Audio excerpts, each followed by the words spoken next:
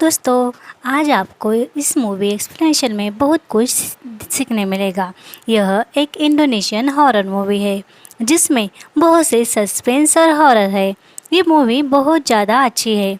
अब कहानी के स्टार्टिंग में हम देखते हैं एक जगह आग लगी है और नेक्स्ट सीन में हम देखते हैं दिव्या उसकी बेटी पीयू और माँ भारती को लेकर कहीं जा रही है।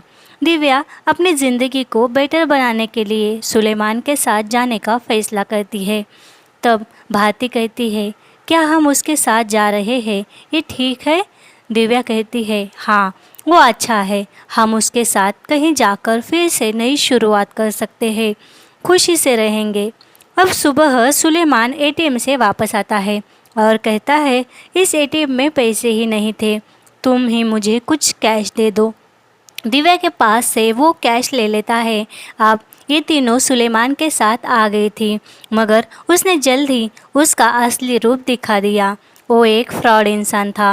वो बहुत से लोगों के साथ फ्रॉड करता, उनके पैसे लूटता और फिर ऐसे ही खुद का काम चलाता था। अब ये बात जब दिव्या को पता चली तो वो दिव्या को बहुत टॉर्चर करता, उन तीनों को मारता पीटता, उनकी ज़िंदगी उसने नरक बना दी थी। अब एक बार रात में सुलेमान दिव्या से कहता है, मैं नदी के पानी में कुछ रिचुअल करने जा रहा हूँ जिसमें मैं बहुत शक्तिशाली बन जाऊँगा। अब सुलेमान खुद के कमर को एक रस्सी बांधकर नदी के बहाव में उतरता है और दिव्या से कहता है, जब मैं डूब रहा हूँ ऐसा लगे तब रस्सी से मुझे बाहर खींचना। अब सुलेमान रिचुअल करने नदी के पानी में डुबकी लगाता है। तभी उसे बहता देख दिव्या उसकी रस्सी छोड़ देती है और पानी के तेज बहाव से सुलेमान नदी में बह जाता है। अब सीन जाता है 2 हफ्ते बाद, जहां हम देखते हैं दिव्या काम पर जा रही है और पीयू को भारती एक आदमी के पास आर्ट वर्क यानी कागज़ों से बनी चीज़ें सिखाने के लिए ले जा रही है। पीयू को कागज़ की चिड़िया बर्ड बनाना अच्छा लगता था। इधर दिव्या एक बस चलाती है। वो अपनी बस में कुछ पैसेंजर्स की वेट कर रही थी। तभी यहाँ 2 आदमी आकर सुलेमान के बारे में पूछने लगते हैं कि वो कहाँ गया। सच तो ये था, सुलेमान कहाँ गया किसी को पता नहीं था। अब ये आदमी कहता है, सुलेमान ने हमारे पास से पैसे लिए हैं, अगर तुम्हें कोई उसका पता चले तो बता देना। अब यहाँ दिव्या के बस में बहुत से पैसेंजर आ जाते हैं। आज बारिश भी हो रही थी। अपना काम ख़त्म कर कर अब दिव्या पीयू और भारती को लेने उसी आदमी के घर जाती है। तो यहाँ पीयू रो रही थी और भारती भी डरी हुई थी। भारती कहती है, दिव्या जल्दी चलो यहाँ से, हम दोबारा यहाँ कभी नहीं आएंगे, चलो। अब दिव्या को कुछ समझ तो नहीं आता, मगर वो वहाँ से चलती है और बारिश भी हो रही थी। तभी उनकी बाइक स्लिप हो जाती है। पीयू और भारती नदी में गिर जाते हैं। ये वही नदी थी जिसमें सुलेमान बह गया था। दिव्या को जब होश आता है तो भारती की लाश मिलती है, जिसे देख दिव्या टूटकर बिखर जाती है, मगर पीयू का कुछ भी पता नहीं चल रहा था। और हम देखते हैं भारती की आत्मा जो नदी किनारे खड़ी थी और बड़बड़ा रही थी, आई यू श्योर, यानी भारती अब आत्मा बन गई थी। अब दिव्या बहुत ज़्यादा दुख में थी। पीयू की लाश भी नहीं मिल रही थी। अब दिव्या तन्हा हो गई थी। माँ और बेटी के गम में वो पागल हो गई थी। इसके चलते उसे अपना जॉब भी खोना पड़ गया था। ऐसे ही कुछ दिन बाद पुलिस वाले पीयू को मरा घोषित कर उसकी लाश ढूंढना बंद कर देते हैं। इससे और ज़्यादा टूटकर दिव्या मायूस घर वापस आ जाती है और वो रात में सोशल मीडिया पर अपने माँ और बेटी के लिए लाइव प्रे करती है। और तभी उसके घर में कुछ अब नॉर्मल एक्टिविटीज़ होती हमें दिखती है। अब इस कहानी के और एक से कैरेक्टर को हम देखते हैं जिसका नाम है तीर्था। तीर्था एक स्विमिंग टीचर है। वो बहुत ज़्यादा अजीब है। वो बच्चों को स्विमिंग सिखाती है। बच्चे जब मना करें तो वो ज़बरदस्ती उन्हें पानी में फेंक देती है। अब एक दिन तीर्था कुछ डॉक्यूमेंट जेरॉक्स करने जा रही थी तो वहाँ पीयू की मिसिंग प्रोफाइल देखती है। तब दुकानदार कहता है, ये पीयू नदी में गिर गई, उसकी लाश तक मिली नहीं। इसकी माँ दिव्या आज भी उसे ढूंढ रही है बेचारी। तीता को याद आता है कि पीयू एक दिन स्विमिंग क्लास आई थी। वो अजीब थी, ऐसा उसे लगा। उसके बाद तीता की मुलाकात कभी पीयू से हुई ही नहीं।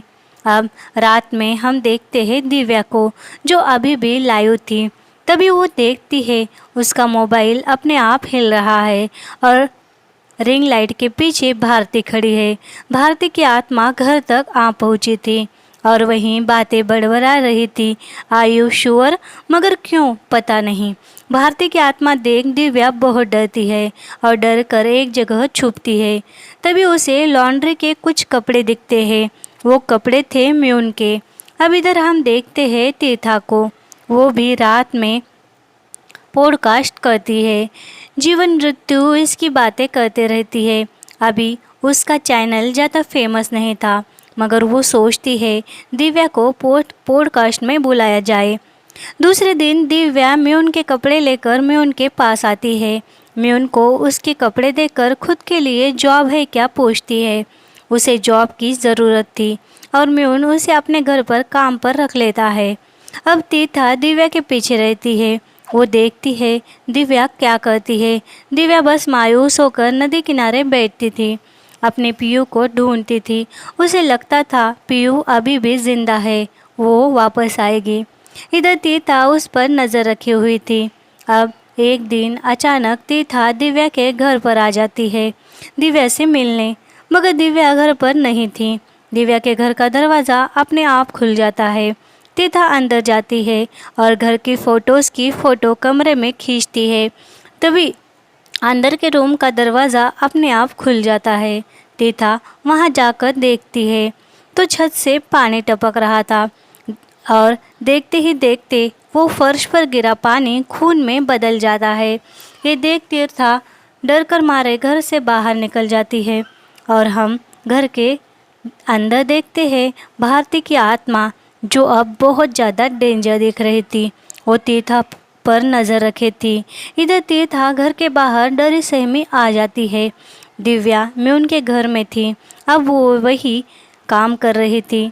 यहाँ वो म्यून की बेटी शून को देखती है, उसकी फ़ोटो, जो 6 साल की उम्र में ही मर गई थी। इसके बाद म्यून ने अपनी वाइफ से डिवोर्स लेकर जापान छोड़ दिया था और यहाँ इंडोनेशिया में शिफ्ट हो गया था। वो अपनी बेटी से बहुत प्यार करता था। वो यह जापानीज़ आर्ट बच्चों को सिखाता था। पीयू इसी के घर पर वह आर्ट सीखने आती थी। उस हादसे वाले दिन ही भारती इसी के घर से डर कर भाग रही थी।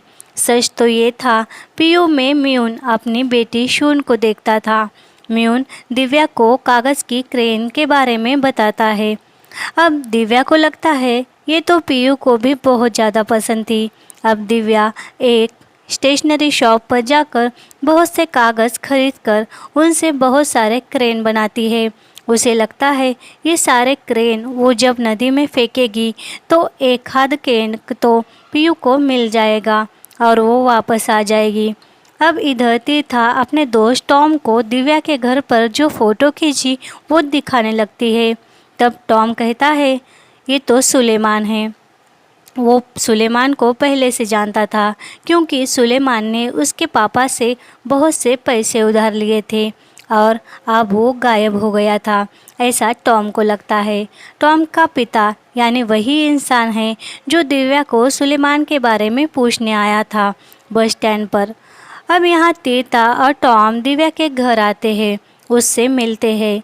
तब यहाँ दिव्या कहती है मैं तीर्था को पॉडकास्ट में आऊँगी, मगर उससे पहले तुम मुझे 1000 क्रेन बनाने में मदद करो। अब ये बात तीर्था मान जाती है। वो रोज़ रात को यहाँ आकर क्रेन बनाने का वादा करती है। अब एक रात ऐसे ही वो तीर्था दिव्या क्रेन बना रहे थे। तभी दिव्या के हाथ में कट लग जाता है। तीर्था उस पर दवाई लगाती है। ये देख दिव्या चौंक जाती है। दिव्या को लगता है तीर्था तो मेरे घर पहली बार आई, फिर तीर्था को मेरे घर का मेडिसिन बॉक्स इतनी जल्दी कैसे मिल गया। सच तो ये था तीर्था इससे पहले भी जब फ़ोटो खींचने आई थी तब दिव्या के घर आई थी और उसने बहुत से ड्रॉर चेक किए थे। अब बहुत रात हो जाती है। तीता क्रेन बनाते बनाते वहीं पर दिव्या के सोफे पर सो जाती है और तभी वो देखती है दिव्या पर भारती की आत्मा हावी होने की कोशिश करती है, मगर तीता की नींद खुल जाती है। उसे लगता है दिव्या को पैनिक अटैक आया था। वो उसे संभाल लेती है। अब दूसरे दिन ये दोनों सुबह ही 1000 क्रेन बनाकर नदी के पास आते हैं और क्रेन पानी में फेंकते हैं। ये बात म्यून भी दूर से देख रहा था।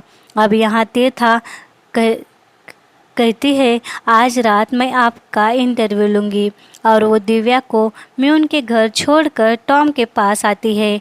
टॉम बातों बातों में एक आदमी की बात करता है। वो कहता है यहाँ एक बाबा मोआ नाम का आदमी है। वो पुलिस वालों को क्रिमिनल्स ढूंढ के देता है। शायद वो दिव्या की बेटी को ढूंढने में उसकी मदद करे। अब रात में तीर्था पॉडकास्ट रिकॉर्डर के बाद दिव्या से कहती है बाबा मोआ के बारे में। अब दिव्या को तो हर हाल में अपनी बेटी को ढूंढना ही था। वो तीर्था की बात मानकर बाबा मोआ को मिलने का सोचती है। अब टॉम, तीर्था और दिव्या बाबा मोआ के पास आते हैं। तब वो दिव्या से कहता है तुम्हारी बेटी तुम्हारे ही गुनाह की वजह से एक ब्लैक वर्ल्ड में फंस गई है। उसे तुम ही बाहर निकाल सकती हो अपने गुनाह की माफ़ी मांगकर। अब यहाँ दिव्या को कुछ याद आता है और बड़ी सी आग दिखती है जो हमने कहानी की स्टार्टिंग में देखी थी। दिव्या म्यून के घर आकर अपनी सैलरी लेती है और तीर्था को लेकर अपने पुराने गांव जाती है जहां से वो सुलेमान के साथ यहां आई थी। अब यहाँ हमें दिखता है दिव्या का पास्ट, जहाँ उसका पहला पति डेविन बहुत लापरवाह इंसान था। वो दिन भर बस अपनी बाइक लेकर घूमता था।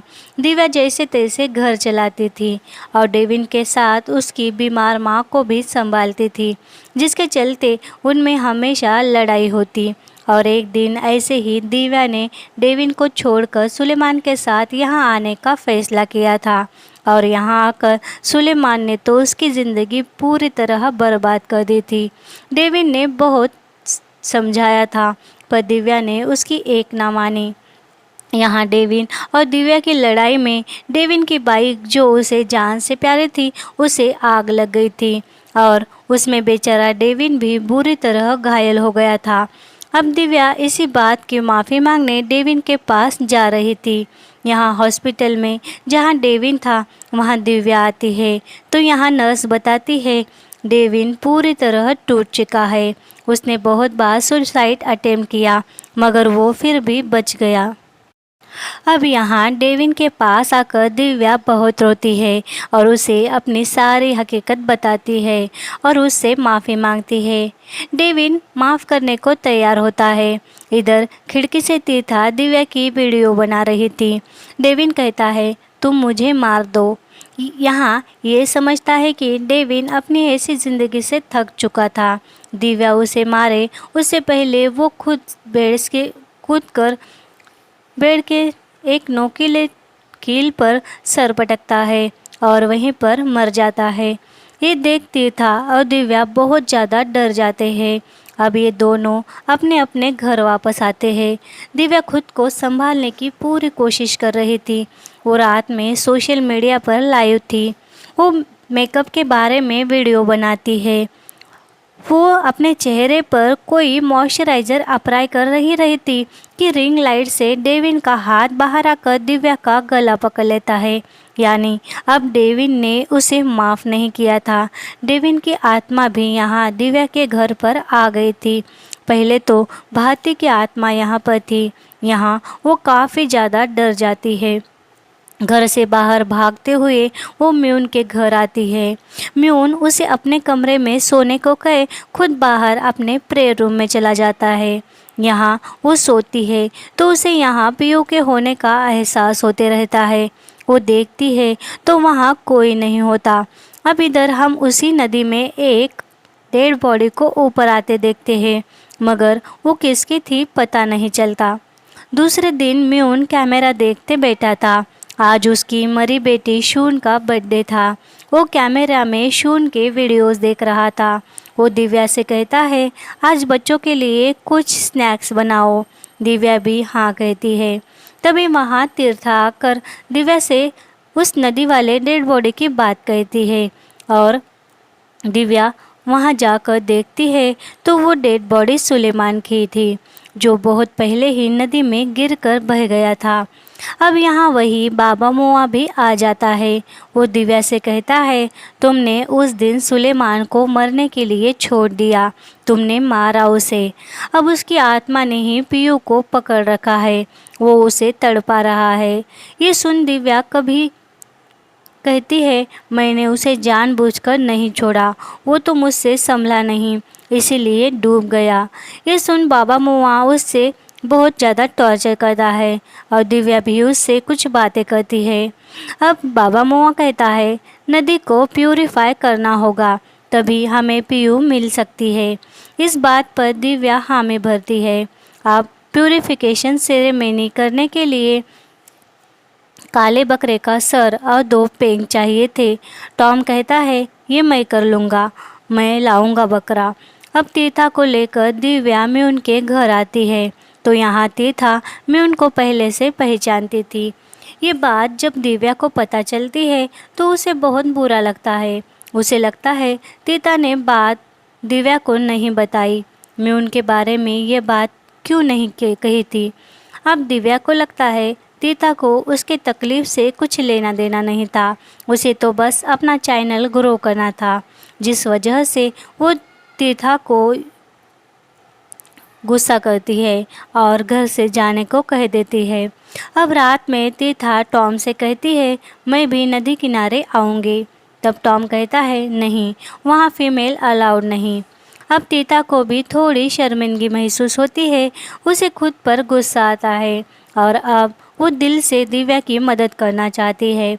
रात में दिव्या टॉम को बहुत सारे पैसे देती है रिचुअल करने के लिए। ये सब म्यून भी देख रहा था। अब रात में बाबा मोआ के साथ टॉम और गांव के कुछ लोग वहाँ पर आते हैं और वो प्यूरिफिकेशन सेरेमनी करते हैं, मगर यहाँ पर अब कुछ भी फ़ायदा नहीं होता। वो लोग बस हताश हो जाते हैं। इधर दिव्या डर के मारे प्रे कर रही थी, अपनी बेटी के लिए तड़प रही थी। तभी यहाँ वो दोनों आ जाते हैं और बाबा मोआ कहता है, तुम्हारे बेटे को हम रिवा नहीं कर पाए, शायद तुमने बहुत गुनाह किए जिसकी सज़ा अभी पीयू को मिल रही है। ये सुन रोते हुए दिव्या घर आती है। यहाँ घर पर उसे डेविन और भारती की आत्मा दिखती है जो बहुत डरावने लग रही थी, मगर दिव्या उनसे डरती नहीं बल्कि रोते हुए पीयू का पता पूछती है। वो खुद की जान लेने की भी कोशिश करती है। वो पास का एक कांच का टुकड़ा लेकर हाथ काटने ही वाली थी, मगर वो एक उड़ क्रेन में बदल जाता है। ये देख दिव्या को कुछ समझ नहीं आता। ये तो क्रेन, उसने नदी में कागज़ के क्रेन छोड़ने वाली बात याद आती है और इधर तीर्था म्यून के बारे में नेट पर सर्च करती है क्योंकि उसे म्यून पर डाउट था। वो देखती है तो उसे पता चलता है म्यून ने अपनी बीवी और बेटी को खुद मार दिया था। उसने ही कुछ खुद के बारे में सबको जो बताया वो झूठ बताया था, वरना वो जापान से इतने दूर इंडोनेशिया क्यों आता। अब यही बात बताने तीर्था टॉम के घर जाती है तो यहाँ वो टॉम के पापा और बाबा मोआ की बातें सुनती है तो उसे पता चलता है ये बाबा मोआ कोई रिचुअल करने वाला इंसान था ही नहीं। उन तीनों ने मिलकर दिव्या को बेवकूफ़ बनाया था। सच तो ये था, ये बाबा मोआ टॉम का अंकल था। वो सुलेमान ने जो टॉम के पापा से पैसे उधार लिए थे वो उन्होंने दिव्या से रिचुअल के नाम पर वापस लिए थे, यानी ये रिचुअल एक फेक था। उसके बहाने दिव्या से उन्होंने बहुत सारा पैसा हट लिया था। उन तीनों की बातें सुनती था उन पर बहुत गुस्सा होती है और उनकी सच्चाई दिव्या को बताने दिव्या के घर जाती है, मगर दिव्या वहाँ पर थी ही नहीं।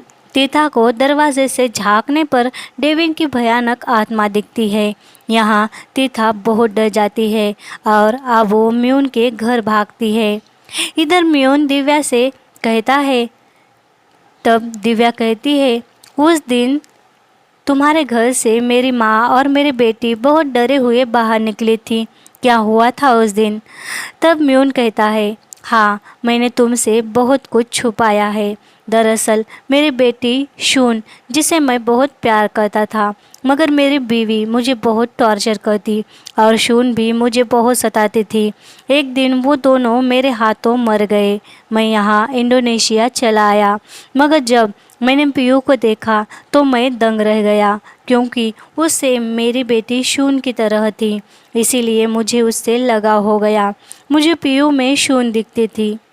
उस एक्सीडेंट वाले दिन मैंने पीयू के लिए एक फ़्रॉक लाया था, उसे वो पहनाया। मुझे उसमें मेरी शून दिखी तो मैंने उसे सीने से लगाकर प्यार जताया। तभी अचानक से वहाँ भारती जी आ गई और मुझे गलत समझने लगी। तभी मैंने उन्हें रोका, समझाने की कोशिश की, पर उन्होंने मेरी एक ना सुनी और पीयू भी सीढ़ियों से भागते हुए गिर गई। इसीलिए वो रो रही थी। मैंने तुम लोगों का पीछा किया तुम्हें समझाने के लिए, मगर तुम्हारा एक्सीडेंट हो गया। भारती नदी में गिर गई और तुम भी बेहोश थी। तभी मैंने पीहू को उठा लिया। वो अभी भी मेरे घर में मेरी प्रेयर वाली खोली में है, जहाँ मैंने तुम्हें जाने के लिए मना किया था। ये बातें सुन दिव्या को बड़ा अजीब लगता है, मगर उसकी बेटी जिंदा थी इस बात की उसे खुशी भी होती है।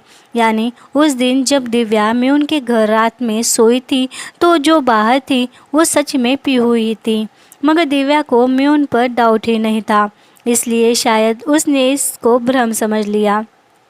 अब वो म्यून से कहती है, मेरी बेटी को छोड़ दो, मुझे वापस दे दो, मगर वो दिव्या को मारता है और उसे बेहोश कर देता है। तभी यहाँ तीर्था आकर म्यून पर हमला करती है तो म्यून उसे भी बुरी तरह जख्मी कर देता है। ये म्यून दरअसल एक साइको ही था। उसने अपनी वाइफ और बेटी को मार दिया था। अब वो पीहू के पीछे लगा था, जिसे ना तीर्था बचा पाई ना ही दिव्या। तभी यहाँ पर दिव्या जो बेहोश पड़ी थी उस पर भारती की आत्मा हावी होती है और ये देख म्यून बहुत ज़्यादा डर जाता है और अब पीहू को लेकर नदी की ओर भागने लगता है। मगर यहाँ तब तक दिव्या भी उसके पीछे आती है और म्यून को ही नदी में गिरा देती है, जिससे दिव्या का भी पैर फिसलता है और वो नदी में गिर जाती है। यहाँ लगता है दिव्या भी नदी में बह जाएगी, मगर ऐसा होता नहीं। वो वापस किनारे तक आ जाती है और सिर्फ म्यून नदी के बहाव में बह जाता है और दिव्या बच जाती है। यहाँ दिव्या को अपनी बेटी मिल गई थी, मगर दिव्या को जेल होती है, क्योंकि उसने बाबा मोआ की बातों में आकर अपने सारे गुनाह कबूल किए थे। सुलेमान को खुद से ही छोड़ दिया था नदी के बहाव में, ये भी उसने कबूल किया था। मगर यहाँ सुलेमान एक बहुत बड़ा फ्रॉड इंसान था और वो इन तीनों माँ बेटी को भी टॉर्चर करता था। इसीलिए उससे छुटकारा पाने के लिए सेल्फ डिफेंस में ही दिव्या ने ये सब किया, ये साबित हो जाता है और दिव्या को बस 6 महीने के लिए रिमाइंडर में रखा जाता है। अब 6 महीनों के लिए तीर्था पीहू का बहुत अच्छे से ख्याल रखती है।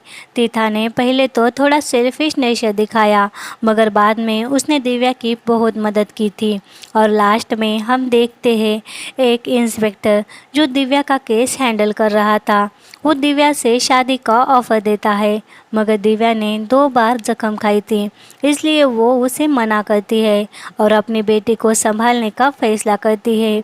वो खुश थी अकेली और अपने बेटी को संभालने के लिए सक्षम भी थी और ये मूवी यहीं ख़त्म होती है। इस स्टोरी में हमें ये सीखने मिलता है कि ज़्यादा भरोसा कभी भी किसी पर नहीं करना चाहिए। सही बात तो ये थी कि डेविन और भारती की स्पिरिट यही बताना चाह रही थी कि दिव्या को कि पीहू अभी भी जिंदा है, पीहू को ढूंढते रहो और वो दिव्या की मदद ही करना चाह रही थी।